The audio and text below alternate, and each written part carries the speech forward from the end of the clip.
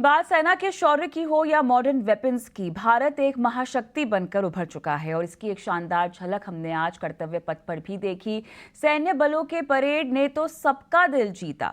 शौर्य में चार चांद तब लग गए जब राफेल और सुखोई की गर्जना से कर्तव्य पथ पर आसमान गुंजायमान हो गया। 3 सुखोई MIK यहाँ पर MKI विमानों ने त्रिशूल फॉर्मेशन में उड़ान भरी और जबकि राफेल विमानों ने परेड का ग्रैंड फिनाले पेश किया। कर्तव्य पथ से 90 डिग्री का एंगल लेते हुए राफेल ने शानदार वर्टिकल चार्ली फॉर्मेशन भी पेश किया और राफेल के विजय फॉर्मेशन के साथ समारोह संपन्न हुआ।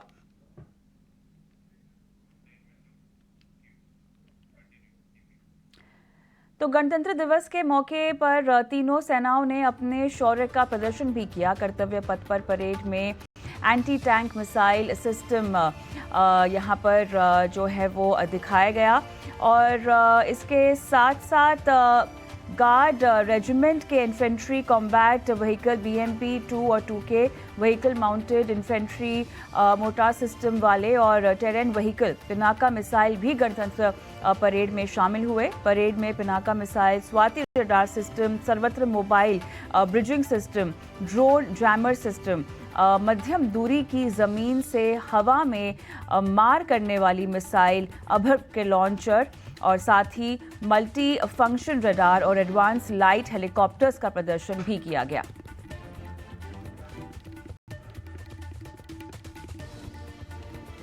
इस बार गणतंत्र दिवस परेड कई मायनों में खास भी रहा। सबसे अहम बात में शामिल रही महिला ऑफिसर्स का पहली बार तीनों सेनाओं की टुकड़ियों को लीड करना। न सिर्फ उन्होंने परेड को लीड किया बल्कि परेड की शुरुआत भी 100 से अधिक महिला कलाकारों के पारंपरिक यहाँ पर वाद्य यंत्र बजाते हुए हुई और कर्तव्य पथ पर पहली बार BSF महिला ब्रास बैंड और सीमा सुरक्षा बल की महिला टुकड़ी ने मार्च किया।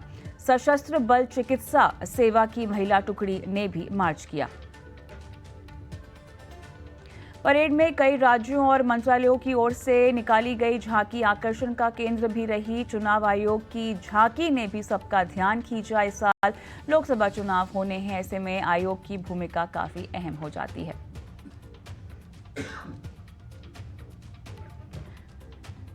CPWD की झांकी में दिखी आत्मनिर्भर भारत, नए संसद भवन और कर्तव्य पथ की झलक भी दिखाई दी। नेताजी सुभाष चंद्र बोस की प्रतिमा के मॉडल के साथ आधुनिक आत्मनिर्भर और विकसित भारत की झलक देखने को मिली।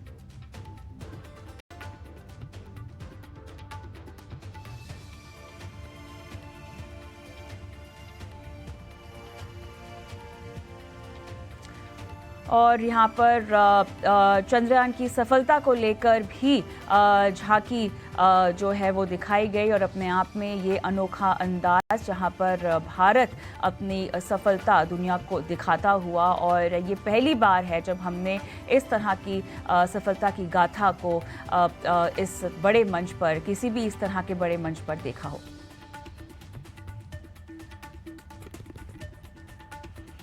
इसके साथ साथ विदेश मंत्रालय ने यहाँ पर G20 की सफलता अध्यक्ष जिस तरह से मेज़बानी की गई है भारत की तरफ से उसको भी दर्शाया गया और भारत मंडप का एक ऐसा उदाहरण हमने दुनिया के सामने छोड़ा जिसको हमने साफ तौर से आज के गणतंत्र दिवस में एक मुख्य बिंदु और मुख्य हाईलाइट के तौर पर देखा गया।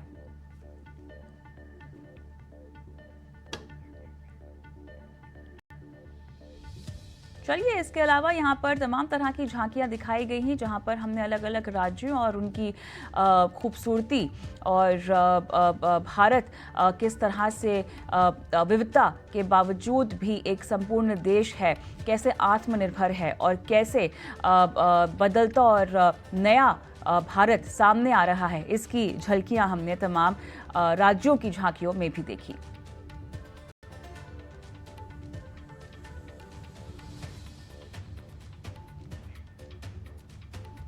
यूपी की झांकी में रामलला की झलक भी देखी गई। यूपी की झांकी में आगे जो है रामलला, पीछे रैपिड रेल और ऊपर ब्रह्मोस की झलक दिखाई गई। गणतंत्र दिवस पर परेड की शुरुआत से पहले पीएम मोदी ने राष्ट्रीय युद्ध स्मारक जाकर वीर जवानों को श्रद्धांजलि भी दी।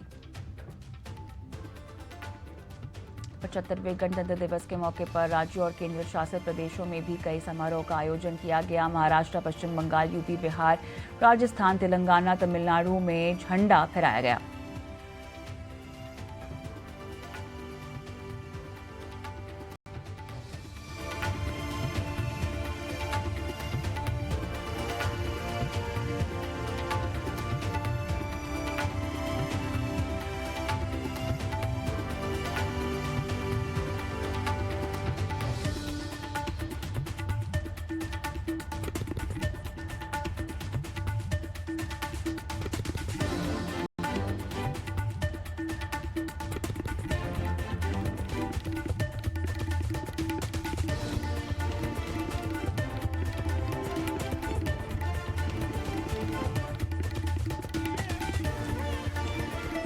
पचहत्तरवें गणतंत्र दिवस के मौके पर उत्तर प्रदेश के मुख्यमंत्री योगी आदित्यनाथ ने लखनऊ में तिरंगा फहराया। उन्होंने कहा कि पिछले 74 वर्ष से भारत का संविधान जाति, वर्ग, संप्रदाय, क्षेत्र और दूसरे तमाम अड़चनों को खत्म करते हुए अपनी कसौटी पर खरा उतरा है। पिछले 74 वर्षों से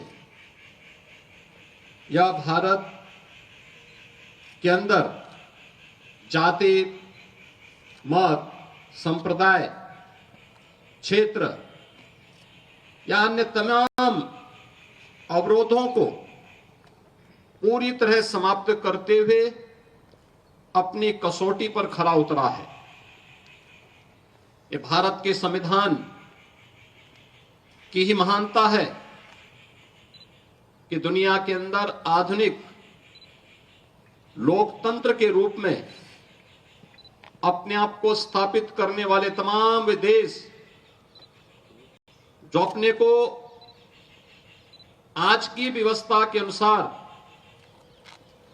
सबसे प्रगतिशील मानते हैं, उन देशों ने लंबे समय तक लिंग भेद के आधार पर महिलाओं को मताधिकार से वंचित किया था। तमाम दबी कुचली परंपराओं को समाज और राष्ट्र की मुख्य धारा से अलग किया था। लेकिन भारत दुनिया का वह देश है जिसने संविधान लागू करने के साथ ही इस बात को भी सुनिश्चित किया था कि भारत के अंदर लिंग के आधार पर जाति, मत, मजहब, क्षेत्र के आधार पर किसी भी प्रकार का कोई भेदभाव नहीं होगा। गणतंत्र दिवस पर केंद्रीय मंत्री नितिन गडकरी ने भी अपने आवास पर तिरंगा फहराया। इस दौरान उन्होंने देशवासियों को गणतंत्र दिवस की बधाई देते हुए कहा कि यह हमारे इतिहास का एक अहम दिन है। हमें स्वराज्य मिला और हम सभी की यहाँ पर कोशिश है कि इसे सुराज में बदला जाए। प्रजासत्ताक दिन के उपलक्ष्य में मैं सभी भारतवासियों को हृदय से बहुत बहुत शुभकामनाएं और शुभेच्छाएं देता हूं। ये दिन हमारे इतिहास का बहुत महत्वपूर्ण दिन है। स्वाधीनता के 75 साल ये इतिहास हमारे देश में हम सब के लिए एक प्रेरणा का विषय रहा है। इस देश की स्वाधीनता के लिए जिन महान देशभक्तों ने, स्वतंत्रता संग्राम सैनिकों ने, क्रांतिकारकों ने अपने जीवन को न्यौछावर कर दिया, उनके बलिदान के कारण आज हमको यह दिन देखने के लिए मिल रहा है। स्वराज्य तो मिला है, पर स्वराज्य का रूपांतर स्वराज्य में करने की पूरी कोशिश हम सब की है। प्रधानमंत्री मोदी जी के नेतृत्व में आत्मनिर्भर भारत और उसके साथ साथ दुनिया की तीसरी आर्थिक महाशक्ति और विश्व गुरु बनने का हमारा प्रयास, इस प्रक्रिया में हम गतिशील हुए हैं। गणतंत्र दिवस के मौके पर देश की आर्थिक राजधानी भी धूमधाम से यहाँ पर इस दिवस को मनाती हुई दिखाई दी और गणतंत्र दिवस के मौके पर देश के दो सबसे बड़े एक्सचेंज तिरंगे के रंग से जगमगाते हुए दिखाई दिए। बीएसई एनएसई के हेडक्वार्टर केसरिया, सफेद और हरे रंग में जगमगाते हुए दिखाई दी और इस खास मौके पर कई बिल्डिंग्स, रेलवे स्टेशन, संस्था आदि को तिरंगे के रंग में सजाया गया।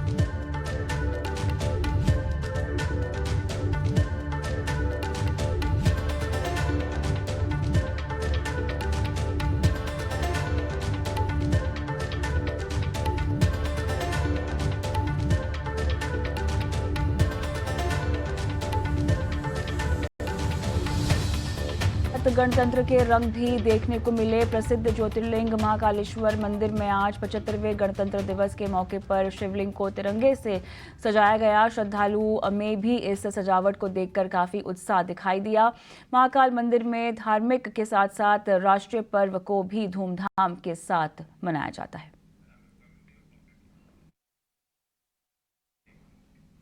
और दिल्ली में रूस के द्वारा सरकार ने पद्म पुरस्कारों का भी ऐलान किया। साल 2024 के लिए 5 हस्तियों को पद्म विभूषण, 17 को पद्म भूषण और 110 को पद्मश्री सम्मान देने का ऐलान हुआ। पुरस्कार पाने वालों में 30 महिलाएं भी शामिल हैं। पूर्व उपराष्ट्रपति एम वेंकैया नायडू और अभिनेता चिरंजीवी और पद्म विभूषण, जबकि पूर्व केंद्रीय मंत्री राम नायक और अभिनेता मिथुन चक्रवर्ती को पद्म भूषण देने का ऐलान भी किया गया। वहीं टेनिस खिलाड़ी रोहन बोपन्ना, बैडमिंटन कोच गौरव खन्ना और हॉकी कोच हरविंदर सिंह को भी पद्मश्री से नवाजा जाएगा। वेंकैया नायडू ने पद्म पुरस्कार दिए जाने पर कहा कि ये सम्मान मुझे श्रेष्ठ भारत बनाने के राष्ट्रीय प्रयास में भूमिका के प्रति और जागरूक बनाता है। To all the fellow Indians, on this occasion of 75th Republic Day, the country is moving forward, and I appeal to all the people, irrespective of caste, creed, sex, religion and region, to come together, work hand in hand along with the government and take the country further forward towards making it a Atmanirbhar Bharat, self-reliant India. That is our goal. The world is once again looking at India with respect, with more interest. So Indians, we people of India, we have a greater responsibility to work together, join together. मैं तो स्वाभाविक तौर पर प्रसन्न हूँ, लेकिन ये प्रसन्नता आई है कि जो काम मैंने जीवन में किया और वह काम करते समय राजनीतिक या सामाजिक, उसमें जो कार्यकर्ताओं का सहभाग मुझे मिला और कार्यकर्ताओं का सहभाग मिलते समय उसके साथ ही साथ जो सवाल मैंने उठाए जनहित के, इस सब का मिलकर जो चीज़ बनती है वह चीज़। पहले तो रिएक्शन ये हुआ जो मेरा काम का कम से कम मेरे को स्वीकृति मिला, रिकॉग्निशन मिला, इसीलिए खुश तो हूँ, बहुत खुश हूँ। इतना साल बाद जो रिकॉग्निशन मेरे को दिया गया, इसलिए मैं खुश हूँ। मैं खुश हूँ और राज्य सरकार, केंद्र सरकार, सबको मैं मेरा धन्यवाद ज्ञापन करती हूँ।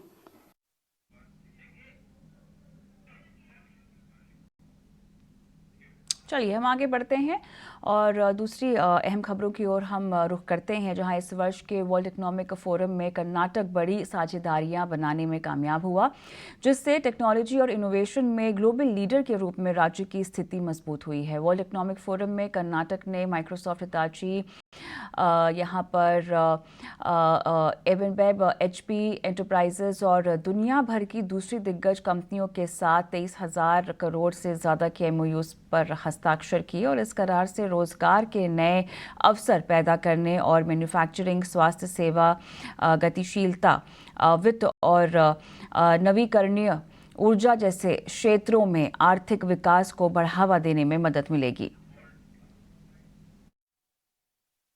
ಇವತ್ತು ಅಲ್ಲಿ ನಾವು ಸುಮಾರು 50ಕ್ಕೂ ಹೆಚ್ಚು ಕಂಪನಿಗಳ ಜೊತೆ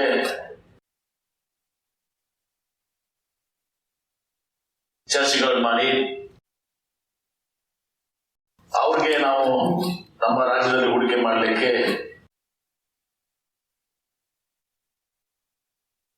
ಆಹ್ವಾನವನ್ನು ಮಾಡಿದ್ರ ಜೊತೆಗೆ ಅನೇಕ MOUs ಕೂಡ ನಾವು ಮೆಮೊರಂಡಮ್ ಆಫ್ ಅಂಡರ್ಸ್ಟ್ಯಾಂಡಿಂಗ್ ಕೂಡ ನಾವು ಸಹಿ ಮಾಡಿದ್ದೀವಿ ಮತ್ತು ನಮ್ಮ ರಾಜ್ಯದಲ್ಲಿರುವಂತ ವಾತಾವರಣ ಮತ್ತು ನಮ್ದೇನೊಂದು ಎಕೋಸಿಸ್ಟಮ್ ಇದೆ, ಅದರ ಜೊತೆಗೆ ಇಲ್ಲಿರುವಂತ ಪಾಲಿಸೀಸ್ ಏನಿದಾವೆ ಅದೆಲ್ಲವನ್ನು ಅವರ ಗಮನಕ್ಕೆ ತಂದು ಅವರ ಗಮನ ಸೆಳೆದಿದ್ದೀವಿ. ಕೆಲವೊಂದು ಕಂಪನಿಗಳು ವಿಶೇಷವಾಗಿ ನಾನು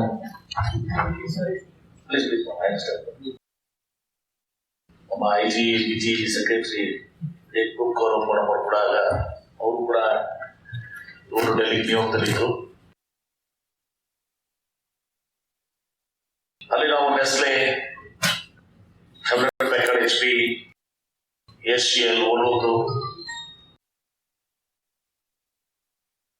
ಐಕಿಯಾ, ಸೋನಿ, ಮೈಕ್ರೋಸಾಫ್ಟ್, ಹಿತಾಚಿ ಹೀಗೆ ಅನೇಕ ಸುಮಾರು 50 ಜಾಗತಿಕ ಉದ್ಯಮ ಜಾತಿಗಳ ಜೊತೆ ನಾವು ಸಭೆಯನ್ನ ಮಾಡಿ ಅದರಲ್ಲಿ ನಾವು